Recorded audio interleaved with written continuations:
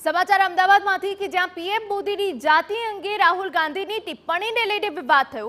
ભાજપ નેતા નરહરી અમીનના રાહુલ ગાંધી પર આકરા પ્રહાર। કોંગ્રેસની આંતરિક જૂથબંધી તેને ડૂબાવવા તરફ જઈ રહી છે। 1994માં હું ડેપ્યુટી સીએમ હતો તે સમયે જીઆર કરવામાં આવ્યો હતો।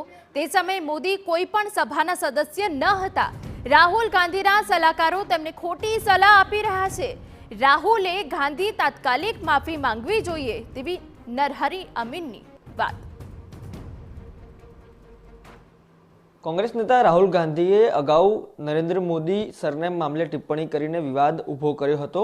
ત્યારબાદ સુપ્રીમ કોર્ટના આદેશ બાદ તેમને માંડ રાહત મળી હતી। તેવામાં વધુ એક વખત નરેન્દ્ર મોદીની જાતિને લઈને તેમણે વધુ એક વિવાદ છેડ્યો છે। આ મામલે ભારતીય જનતા પાર્ટીના નેતા નરહરી અમીન આપણી સાથે હાજર છે, તેમની સાથે વાત કરીશું। સાહેબ, તત્કાલીન સીએમ તરીકે તમે હતા ત્યારે પણ કેટલો ઘટનાક્રમ રહ્યો હતો। રાહુલ ગાંધીની આ ટિપ્પણીને તમે કઈ રીતે જોઈ રહ્યા છો? 25/7/1994માં કોંગ્રેસની સરકાર હતી। એ વખતે ગુજરાતના નાયબ મુખ્યમંત્રી તરીકેની હું જવાબદારી સંભાળતો હતો।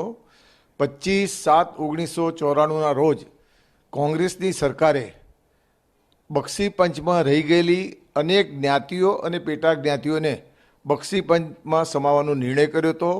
એ વખતે તૈલી સમાજ, મોઢ, ઘાંચી સમાજ અને ઘાંચી સમાજ, આ તમામ સમાજ ઉપરાંત અનેક બીજી એવી જ્ઞાતિઓ હતી કે જેની વર્ષોથી ઓબીસી સમાજમાં ભેળવવા માટેની માગણી હતી। આ તમામ જ્ઞાતિઓ અને પેટા જ્ઞાતિઓને કોંગ્રેસના શાસનમાં ઓબીસીમાં સમાવેશ કરવામાં આવ્યો હતો। મોઢ, ઘાંચી જ્ઞાતિમાં નરેન્દ્ર મોદી પોતે આવતા હોય છે। આ 1994નો નિર્ણય છે। એ વખતે નરેન્દ્રભાઈ મોદી ધારાસભ્ય પણ નહોતા, મુખ્યમંત્રી પણ નહોતા કે લોકસભાના કે રાજ્યસભાના સભ્ય પણ નહોતા। વાહિયાત વાતો ઊભી કરીને નીચલા કક્ષાનું રાજકારણ ઊભું કરવાનો પ્રયાસ દેશના વડાપ્રધાન નરેન્દ્રભાઈ મોદીની જ્ઞાતિનો અંગે વિવાદ ઊભું કરવાનું કામ રાહુલ ગાંધી કરી રહ્યા છે। રાહુલ ગાંધીને આ શોભતું નથી। સમગ્ર ગુજરાત અને સમગ્ર દેશના કરોડો ઓબીસી સમાજના લોકોની લાગણીઓ દુભાવવાનું કામ કર્યું છે। ગુજરાતનું પણ અપમાન કર્યું છે। રાહુલ ગાંધીએ અફસોસ વ્યક્ત કરવો જોઈએ, માફી માગવી જોઈએ અને પોતે જે નિવેદન કર્યું છે એ એમણે પરત કરવું જોઈએ। સર, ખાસ કરીને આગામી સમયમાં જે લોકસભા ચૂંટણી આવી રહી છે, એક તરફ તેમની ન્યાય યાત્રા ચાલી રહી છે।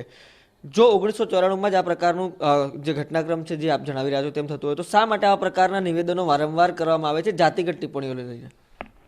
મારી દ્રષ્ટિએ રાહુલ ગાંધી કરતાં પણ એમના જે સલાહકારો છે એ સલાહકારો એમને ખોટી સલાહ આપે છે અને એ સલાહકારો મારી દ્રષ્ટિએ કોંગ્રેસમાં જે આંતરિક જૂથબંધી ચાલી રહી છે એ આંતરિક જૂથબંધીમાં રાહુલ ગાંધીની પોલિટિકલ કેરિયર કેમ જલ્દી પૂરી થાય એ દ્રષ્ટિને ધ્યાનમાં રાખીને કોંગ્રેસમાં જૂથબંધીમાં સંકળાયેલા નેતાઓ રાહુલ ગાંધીને વખતો વખત ગેરમાર્ગે દોરે છે અને રાહુલ ગાંધીને કોઈ રાજકીય અનુભવ નહીં હોવાના કારણે ગેરમાર્ગે દોરાઈ જાય છે અને દેશના વડાપ્રધાન નરેન્દ્રભાઈ મોદી સમગ્ર વિશ્વમાં એક આગવી છાપ ઊભી એમની થયેલી છે અને એવી વ્યક્તિના જ્ઞાતિ અંગે વિવાદ ઊભો કરી અને રાજકારણને છેક નીચલા સ્તરે લઈ જવાનું કામ કોંગ્રેસના વરિષ્ઠ નેતા રાહુલ ગાંધી કરતા હોય એ દુઃખદ ઘટના છે।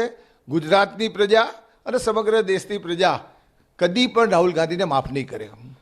ચોક્કસથી કોંગ્રેસની જૂથબંધી અને તેમના સલાહકાર, આ ઉપરાંત કોંગ્રેસની જે પતન છે તેનું કારણ બની રહ્યા છે। રાહુલ ગાંધીએ કરેલી ટિપ્પણી બદલ તેમણે માફી માંગવી જોઈએ તેવું ભારતીય જનતા પાર્ટીના દિગ્ગજ નેતા નરહરી અમીન માંગ કરી રહ્યા છે। કેમેરા પર્સન મનીષ ત્રિવેદી સાથે રોનક વર્મા, TV9 અમદાવાદ।